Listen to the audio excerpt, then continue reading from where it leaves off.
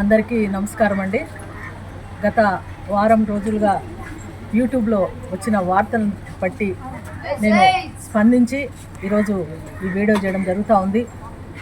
ఏంటంటే ప్రపంచ సువార్థికులు doctor John Wesley గారు, వారి మిసెస్ బ్లెస్సీ వెస్లీ గారు, వారి గురించి రాజ్బోడా అనే అతను అనుచిత వ్యాఖ్యలు చేయడాన్ని బట్టి నా మనసు చాలా బాధపడింది.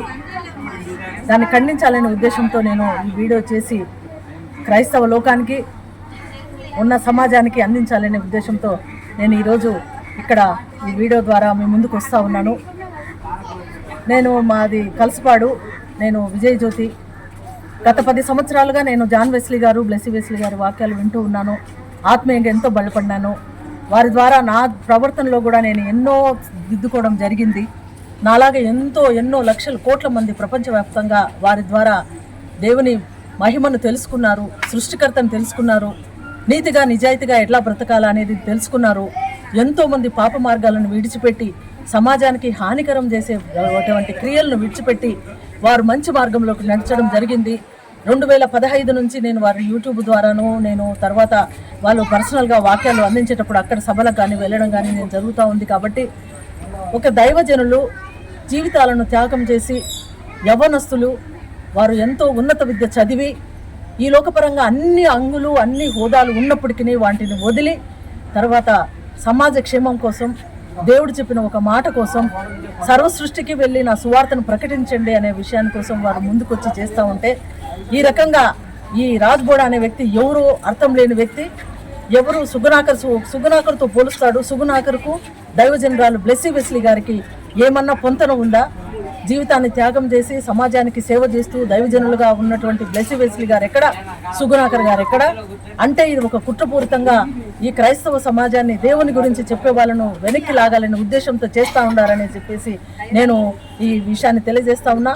నేను ఒక మతపరంగా అని కాదు, సృష్టికర్త ఎవరు అని తెలుసుకున్న క్రైస్తవ జనులు ఇది కుల మతాలకు అతీతంగా ఈ కులం ఆ కులం అని కాదు, ఇది ఒక మార్గం.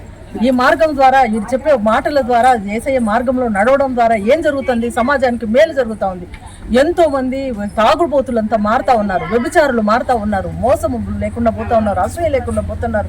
ఒకరినొకరు యేసయ్య చెప్పిన మార్గంలో నిన్ను వల్లే నీ పొరుగు అని ప్రేమించండి అనే మార్గంలో నడుస్తూ ఉన్నారు.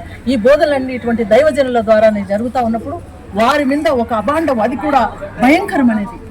పాస్టర్ గారు ఇప్పుడు మొన్న చనిపోయినటువంటి ప్రవీణ్ పాస్టర్ గారు, ఆయన ఎంత గొప్ప వ్యక్తులో మాకైతే తెలియదు, కానీ ఆయన చనిపోయిన తర్వాత ఆయన వీడియో ద్వారా చూస్తూ ఉంటే మనసుకు ఎంత బాధ అనిపిస్తుందంటే, ఇంత మంచి వ్యక్తి, ఇంత జ్ఞానవంతుడు, ఇటువంటి ఆయన్ను మనం కోల్పోయినామే. దుర్మార్గులు అనవసరంగా అది ఏదైనా కావచ్చు, మట్టు పెట్టినారా, ఏ రకంగా జరిగింది, ఇది దేవుని చిత్తమా ఏంటి అనేది మేము ఎంతో బాధతో ఉంటే, తిరిగి ఒక మంచి ప్రపంచానికే ఆశీర్వాదకరంగా ఉన్నటువంటి బ్లెస్సమ్మ గారి గురించి ఆ రకంగా మాట్లాడడం నేను తట్టుకోలేక వీడియో చేస్తూ ఉన్నాను. ఇది చాలా శాపగ్రస్తము. ఈ బోడి ఎవరో, రాజబోడి ఎవడో కానీ అతనికి మాత్రం చాలా దేవుడు ఊరుకు ఉండడు. ఎందుకంటే దైవజనులు ఎవరు కూడా, దైవజనులు సమాజానికి మేలుకరంగానే ఉంటున్నారు కానీ హానికరంగా మాత్రం లేదు. ఎంతోమంది కొందరు ఉండొచ్చు, ఎవరైనా మామూలుగా స్వార్థపరులుగా ఓ దేవుని అడ్డం పెట్టుకుని ఎవరో ఒక 10% ఎవరైనా ఉంటారేమో, కానీ ఇప్పుడు ఈ సమాజంలో ఇప్పుడు సేవ చేస్తున్న జాన్ వెస్లీ గారు కావచ్చు, తర్వాత ఇక్కడ వీళ్ళు ఉన్నారు స్టీఫెన్ పాల్ గారు కావచ్చు, రాజమండ్రిలో జోసెఫ్ ఎడ్వర్డ్ గారు కావచ్చు, జైపాల్ గారు కావచ్చు, జాయ్ చరణ్ గారు కావచ్చు, ఇంకా ఎంతోమంది పాలిమానేయులు గారు, చాలా మంది దైవజనులు, ఎంతోమంది సమాజానికి ఉపయోగపడే విధంగా మనమున్న ఈ కొద్ది కాలంలో సమాజం మంచిగా ఉండాలా, దేవుని చెప్పిన మార్గంలో నడవాలనే విధంగా మీరు ప్రయాసపడతా ఉంటే ఈ రకంగా మాట్లాడడం కరెక్ట్ కాదు. ఇంకొకటి కూడా, మన క్రైస్తవ సమాజం కూడా తప్పుదోవరు పట్టిస్తున్నారు. వీళ్ళని కుట్రలేసి వీళ్ళే ముందు ఇంట్లో వాడు పెట్టే కంట్లో పుల్లని దేవుని తెలిసి కూడా, బైబిల్ చదువుతూ ఉండి కూడా దేవుడు ఏం చెప్పినాడు దాని మార్గం తెలిసి కూడా దైవజనులకు సపోర్ట్ కాకుండా ముందుగానే వీళ్ళు కూడా ఇట్లా అనడం క్రైస్తవ సమాజము కరెక్ట్ కాదు. కొందరైతే అతన్ని ఎంతో పొగుడుతూ పెడతా ఉంటే, మెసేజెస్ పెడతా ఉంటే నాకైతే ఎంత బాధాకరంగా ఉంది. ఎందుకు పొగడాలో అతన్ని అర్థం కాలేదా? సుగుణాకర్తో పోల్చినప్పుడే అర్థం కాలేదా? అతను ముసుగులో ఉన్నటువంటి విరోధి అన్నట్లు ఒక మంచి పనిని అపోజ్ చేసే వాళ్ళు ఎవరు సమాజానికి వాళ్ళు మంచి వ్యక్తులు కాదు. కాబట్టి ఇక్కడ మన భారతదేశంలో ఉన్నాం, ఏం చెప్తా ఉన్నారు, ఎవరి మతం ఎవరి నమ్మకాన్ని బట్టి వాళ్ళు పోతా ఉన్నారు. కానీ ఒక మంచి మార్గాన్ని తెలుపుతా ఉన్నారు. ఆ మంచి మార్గం వల్ల సమాజానికి ఉపయోగపడతా ఉంది. అటువంటి వాళ్ళను నిందలు వేసి మానసికంగా కృంగదీయాలంటే వారేం దైవజనులు, గొప్ప దైవజనులు, ఈ ప్రపంచం అంతా నమ్మదు. ప్రపంచ దేశాల్లో అంతా వారి బోధనల ద్వారా మేము బాగుపడ్డాము. ఎన్నో సాక్ష్యాలు నేను ప్రతి ఆదివారము, శుక్రవారము మెసేజెస్లో నేను వింటా ఉన్నా. ఎంతోమంది అంతెందుకు నేనే సాక్ష్యము. ఎందుకంటే నేను చిన్నతనం నుంచి తాత కాలం నుంచి క్రైస్తవత్వాన్ని నమ్మే కుటుంబంలో నుంచి వచ్చిందని. కానీ బైబిల్ చదవడం అంతవరకే, కానీ దాని గురించి లోతుగా నేను 2015 నుంచి వారి వాక్యాలు వినడం ద్వారా నేను దాంట్లో నాటబడినాను. నేను ఇంకా ఎక్కువ ఏ రకంగా సమాజానికి ఉపయోగపడాలా, ఏ రకంగా క్షమాగుణం కలిగి ఉండాలా, ఏ రకంగా నేను చేసే వృత్తిలో నమ్మకంగా ఉండాలనేది వారి బోధనల ద్వారా ఈ బైబిల్ వాక్యాన్ని నాకు క్షుణ్ణంగా తెలపడం ద్వారా నేను నేర్చుకున్నా. కాబట్టి అటువంటి వాళ్ళని పూర్తిగా నేను ఖండిస్తా ఉన్నా. క్రైస్తవ సోదరులు కానీ సమాజంలో ఉండేవాళ్ళు కానీ ఇది ఎవరు నమ్మరు అని నేను అనుకుంటానా. పొరపాట ఏమన్నా దాన్ని సమర్థిస్తే వాళ్ళ కర్మ. కానీ ఒక్కటే, ఇది దైవజనులు జాన్ వెస్లీ గారి కుటుంబము ఎంతో దేవుని సేవలో ఉన్నారు, ఎన్నో సహాయ కార్యక్రమాలు చేస్తున్నారు. వారికి వచ్చే అసలు ఎవరిని వాళ్ళు ఏం అడగడం లేదు.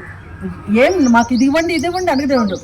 నాలాగే ఎంతోమంది వారి వాక్యాల ద్వారా ఎన్నో రకాలుగా వారు అభివృద్ధి చెంది మంచి మార్గంలో నడుస్తూ, నాలాగా ఇంకా కొంతమంది వాళ్ళ సేవ అభివృద్ధి చేస్తే బాగుంటుందని విరాళాలు ఇస్తే వాళ్ళ సొంతానికి వాడుకోకుండా ఎన్నో పథకాల ద్వారా ఒక హాస్పిటల్ కట్టించినారు, మల్టీ స్పెషాలిటీ హాస్పిటల్. అది పాస్టర్లకు ఫ్రీగా, తర్వాత పేదవాళ్లకు ఫ్రీగా అనేటట్టు ఏర్పాటు చేయడం జరిగింది. జాన్ వెస్లీ ఫౌండేషన్ ద్వారా పేద పిల్లలను సాగుతూ ఉన్నారు, ఎంతోమంది అనాథ పిల్లలను సాగుతూ ఉన్నారు, ఈ ప్రకృతి వైపరీత్యాలు వస్తే సేవ చేస్తూ ఉన్నారు. ఇట్లా చేసే వాళ్ళను ఈ రకంగా మాట్లాడడం కరెక్ట్ కాదు. రాజ్ బోడే అనే అతను ఆ రకంగా చేయడం కరెక్ట్ కాదు. అతనికైతే దేవుడు శిక్ష వేస్తాడు. క్రైస్తవులు హాని చేసేవాళ్ళు కాదు, దైవజనులు హాని చేసేవాళ్ళు కాదు, కానీ దేవుడైతే తప్పకుండా శిక్ష వేస్తాడు. అది కరెక్ట్ కాదు. కాబట్టి క్రైస్తవ సమాజం అంతా దేవుని సేవ చేసే దైవ సేవకులకు, నిజాయితీ పరులకు తోడుండాలని నేను మనపూర్వకంగా కోరుకుంటూ ఉన్నాను.